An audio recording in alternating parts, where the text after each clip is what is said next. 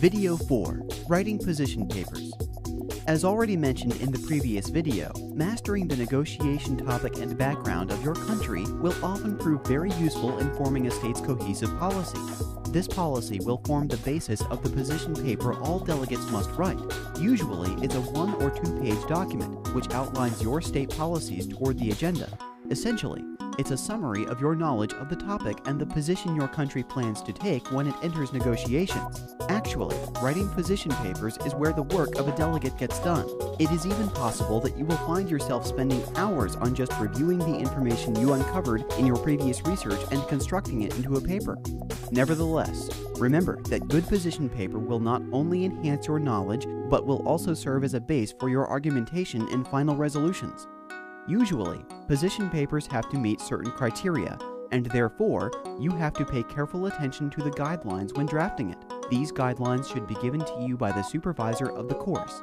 When it comes to the content of the position paper, this is naturally dependent on the research you devoted to your country and negotiation topic.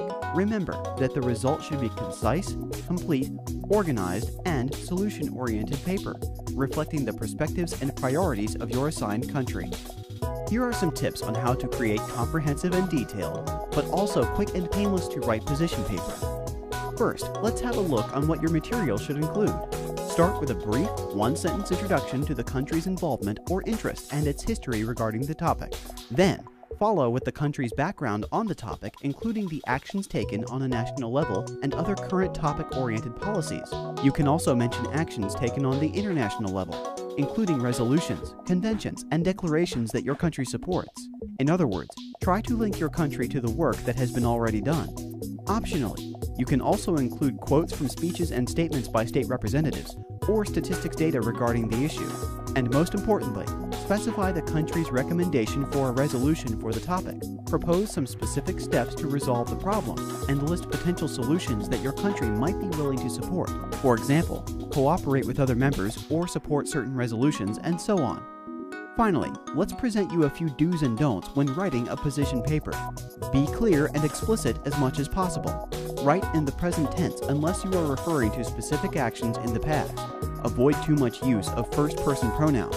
Instead, refer to your position by country name. Try to avoid superlatives, which in some cases tend to sound like exaggerations. Check frequently used terms and verbs and try to incorporate it in your paper. Review sample position papers that can be found online. Last but not least, remember that the more extensive research you conduct, the easier writing of a position paper becomes. Best luck!